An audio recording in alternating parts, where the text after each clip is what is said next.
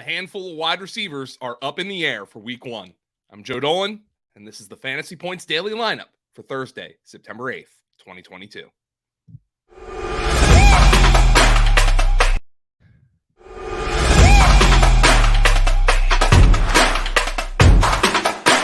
It's time for the FantasyPoints.com Daily Lineup.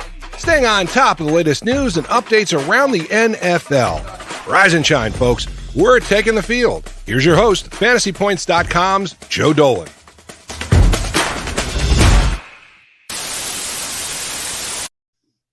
Starting at quarterback for the Jets in week one and beyond is veteran Joe Flacco. Coach Robert Saleh confirmed Wednesday that Flacco will start Sunday's regular season opener against the Ravens. Now, Flacco will be the Jets' starting quarterback for at least the first 3 weeks of the season, Saleh said, with the coach telling reporters that second-year quarterback Zach Wilson won't play until week 4 against the Steelers, quote, at the earliest. Per Rich Cimini of ESPN, Saleh wants his quarterback to be at his best physically and mentally before playing him.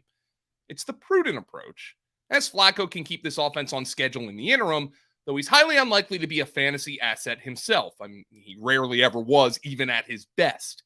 The Jets are 7-point home underdogs to the Ravens in a Flacco revenge game, and you'll get a good look at this revamped receiving core. By the way, it is a small sample, but 13 of Flacco's 42 pass attempts with the Jets last year went in Elijah Moore's direction. A ridiculous 31%, just a note.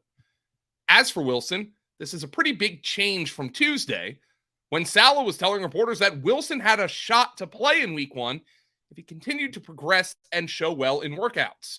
It is possible, per our Dr. Edwin Porras, that the Jets tried to progress Wilson through a running program and he just couldn't do it at this point.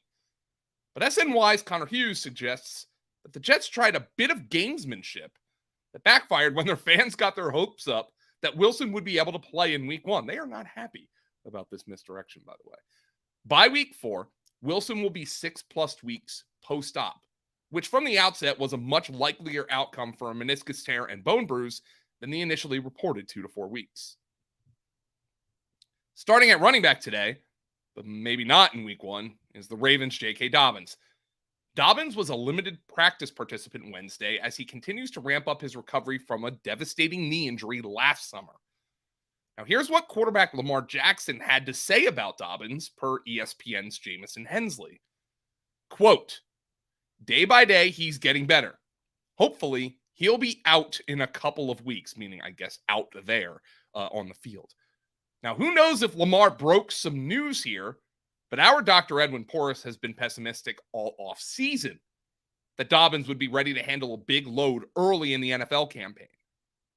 It's more likely that even if Dobbins can play in week 1, that he's in a committee with Mike Davis and Kenyon Drake and maybe Justice Hill. If he does manage to suit up at any point in the beginning of the season, I will be waiting until I see something tangible before I even consider getting him in a lineup. Dobbins was a full fade for me during draft season. At our other running back spot, we have only one healthy guy, and it's not the one you'd expect.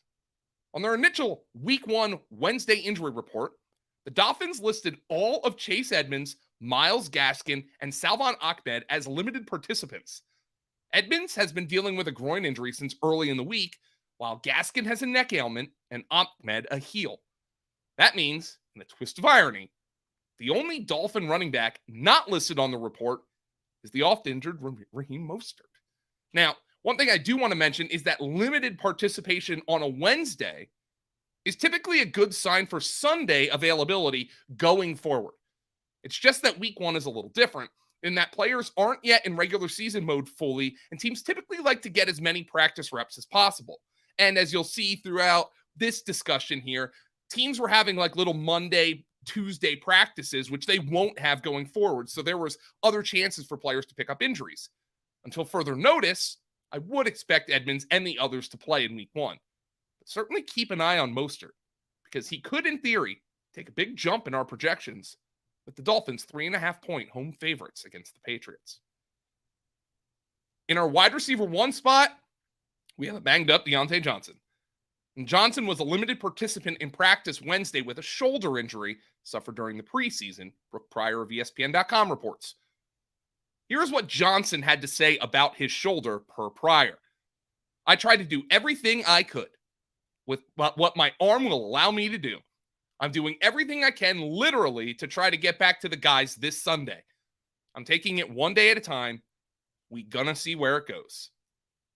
Now, Johnson also added that he couldn't have gone back into the preseason game when he injured the shoulder, which kind of counters what Mike Tomlin said at the time. It truly sounds like he is questionable for the opener against Cincinnati, and fantasy players should plan for a potential fallback plan. Now, it's important to note that NFL Network's Mike Giardi was at Steelers practice on Wednesday and had this to say. Giardi writes, I watched him go through individual drills and show no real limitations with the shoulder he injured versus the Lions. He caught balls with full extension and off the back shoulder. No contact, obviously, but a good sign. Now, if Johnson can't go against the Bengals in week 1, that'd be a big boost for Chase Claypool and rookie George Pickens in a game in which the Steelers are touchdown underdogs. But this truly does appear as if it could be a game-time decision, so we'll be keeping an eye on it. At our other wide receiver spot is someone who didn't practice on Wednesday, even in a limited fashion. The Packers' Allen Lazard was out of practice on Wednesday with an ankle injury. Quote, he got stepped on last week, so that's where we're at with him, Coach Matt LaFleur said of Lazard per ESPN's Rob Demovsky. It sounds like a similar situation to what kept Najee Harris out of practice for a few weeks in August. That turned out to be a minor Lisfranc sprain. It turns out the Packers are categorizing this for Lazard as an ankle injury, and the receiver seems truly questionable. If Lazard can't play this week, Sammy Watkins, Romeo Dobbs, Christian Watson, and Randall Cobb would be expected to step up against the Vikings. As for Watkins, one of the weirdest stat nuggets you could possibly find is this. Per our Scott Barrett, over the past 3 seasons, Watkins has just 3 games with at least 75 receiving yards. Week 1 in 2019 with 198 receiving yards. Week 1 in 2021 with 86 receiving yards. And week 1 in 2020 with 82 receiving yards. Sammy Watkins is Mr. Week 1. Now, per Demovsky, Watkins is up to the task of replacing Lazard if need be. Quote, I've never been this sharp. Just to be this sharp, it feels good to go out there and play freely and play fast. And per Zach Jacobson of CBS, Watkins had this to say.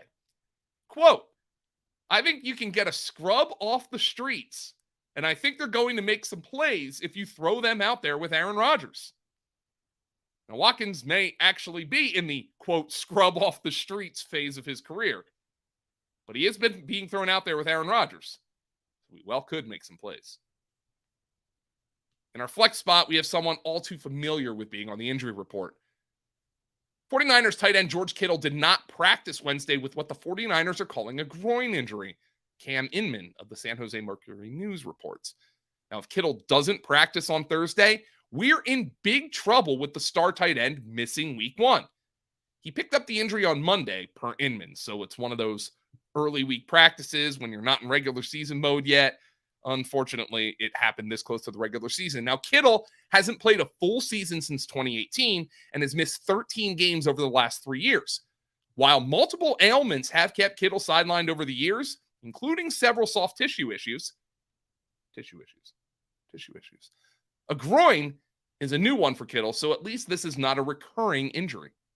But groin issues can linger and become more serious. So those who have Kittle on their fantasy teams need to make a contingency plan. I'm Joe Dolan, and this has been the Fantasy Points Daily Lineup. It will air every Tuesday through Friday this NFL season. Remember to like this video. All you got to do is, hit the little thumbs up down there. Drop a comment, if you will, too. And subscribe to the Fantasy Points channel for the daily lineup and all of our other videos. I'm really excited about Wes Huber's weekly grades debuting this coming Monday. Now, fantasy drafts are over, but your roster is never complete. At fantasypoints.com, we'll help you make your roster as strong as it can be with our industry-leading articles, tools, and projections. We're in week 1 mode now, and we'll be locked in for the next 18 weeks. And if you're looking for the best waiver trade and start sit advice, our standard package will cover you. No need to pay up. But if you're a DFS nut or like making prop and against the spread bets, our premium package is the one for you. But both packages give you access to our subscriber Discord with a direct line to me and the rest of our staff. But whatever package you choose, use code use code lineup22 for an extra 10% off. Enjoy the opening game tonight, and I'll see you tomorrow morning.